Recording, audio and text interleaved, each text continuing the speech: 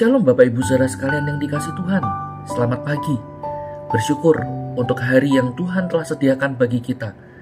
Itu menunjukkan betapa Tuhan masih memberikan kita kesempatan, memberikan kita kepercayaan untuk melanjutkan kehidupan ini. Dan di dalam kehidupan yang Tuhan berikan, Tuhan bersama dengan kita. Ia tidak pernah meninggalkan kita. Ia selalu ada menopang kita, memberkati kita. Oleh karena itu, saudara, mari kita mengucap syukur atas kebaikan Tuhan di dalam kehidupan kita. Pagi ini, sebelum kita akan memulai aktivitas kita atau melanjutkan aktivitas kita, mari kita datang kepada Tuhan untuk kita mohon supaya Tuhan yang terus membentuk hidup kita untuk menjadi hidup yang berkenan di hati Tuhan. Namun sebelumnya, mari kita satukan hati kita berdoa kepada Tuhan. Tuhan, kami mengucap syukur untuk anugerah-Mu, untuk kesempatan yang Tuhan masih percayakan bagi kami, yaitu kami boleh melanjutkan kehidupan kami. Tuhan, kami sungguh bersyukur di dalam kehidupan ini Engkau selalu ada bersama dengan kami. Engkau menopang kami, Engkau menguatkan langkah hidup kami. Dan saat ini Tuhan, biarlah Engkau yang terus bekerja di dalam hidup kami, membentuk hati kami, membentuk hidup kami, agar kami boleh seturut dengan kehendak-Mu. Kami boleh memperoleh perkenanan Tuhan dalam hidup ini. Tuhan, kami mau serahkan waktu ketika kami hendak membaca merenungkan firman-Mu. Tolonglah kami Tuhan. Kami berdoa di dalam nama Tuhan Yesus. Amin. Saudara sekalian yang dikasihi Tuhan, pada pagi ini saya ingin mengajak kita untuk memperhatikan satu bagian firman Tuhan yang terambil dari surat Galatia pasal yang kelima ayat 22 dan 23. Demikian firman Tuhan.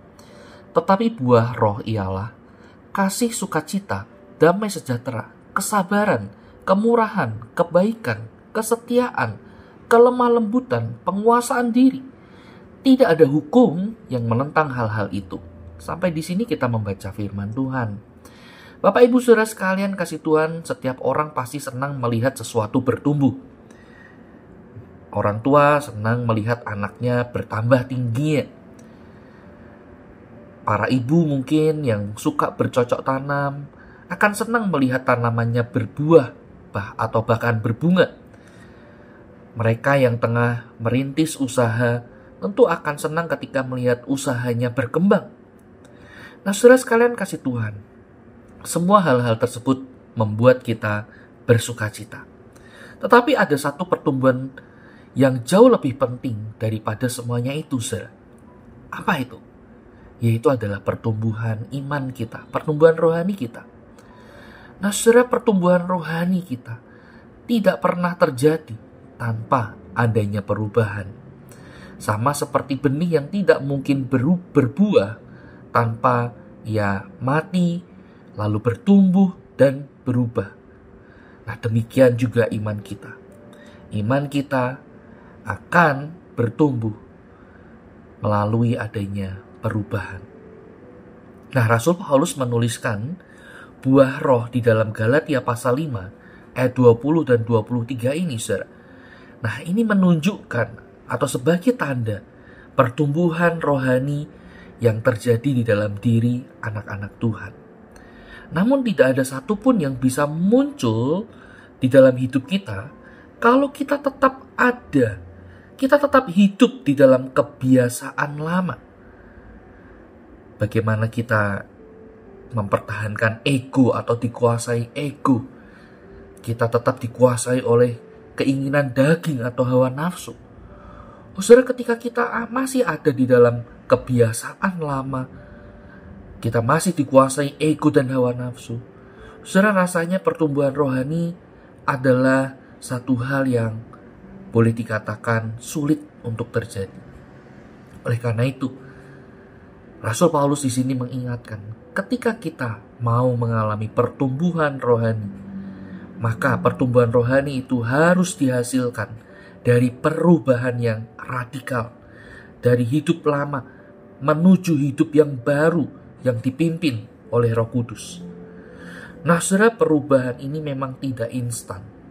Ada proses yang panjang yang harus kita lalui. Bahkan tidak jarang proses yang mendewasakan itu, proses yang menumbuhkan itu adalah proses yang menyakitkan. Karena kita harus melepaskan hal-hal yang mungkin kita sukai, namun sudah menjadi berhala dalam hati kita. Kita harus melatih diri kita. Kita harus menguasai diri kita, hati kita, ego kita. Kita harus berjuang melawan keinginan hawa nafsu kita. Semuanya itu tentu adalah proses yang tidak mudah. Tetapi jika kita mau setia, memohon kepada Tuhan, bergantung kepada Tuhan, meminta Tuhan untuk terus mengubah hati kita, mengubah hidup kita, memproses kita, saudara, bukan tidak mungkin ada terjadi perubahan, pertumbuhan rohani, sesuai dengan apa yang Paulus nyatakan dalam Galatia pasal 5 ini. Buah-buah roh itu mulai bertumbuh subur dalam hati kita, dalam hidup kita. Ingat saudara, tidak ada pertumbuhan tanpa perubahan. Tidak ada perubahan tanpa penyerahan. Dan tidak ada penyerahan tanpa rasa sakit. Semua itu adalah proses yang harus kita lalui, yang harus kita latih bersama dengan Tuhan, dalam pertolongan Tuhan. Sehingga apa? Sehingga pertumbuhan rohani, buah-buah roh itu boleh ada di dalam hidup kita. Oleh karena itu saudara, aplikasinya bagi kita hari ini adalah jangan takut pada proses perubahan yang Tuhan kerjakan. Bisa jadi kita diminta untuk melepaskan kebiasaan-kebiasaan lama, kebiasaan-kebiasaan buruk yang tidak berkenan di hati Tuhan. Kita harus mengampuni orang yang melukai kita, atau kita harus belajar mengendalikan lidah dan emosi kita. Saudara, semua itu adalah bagian dari karya Roh Kudus yang sedang menumbuhkan buahnya dalam hidup kita. Dan mari kita izinkan itu, kita buka hati, kita izinkan Tuhan untuk mengubah kita dari dalam. Sebab hanya dengan perubahan itulah kita dapat sungguh-sungguh bertumbuh, berbuah lebat bagi kemuliaan Tuhan. Kiranya Tuhan menolong kita. Mari kita berdoa. Tuhan, tolong kami, proses kami, bentuk hidup kami, agar hidup kami boleh berbuah lebat bagi kemuliaan Tuhan.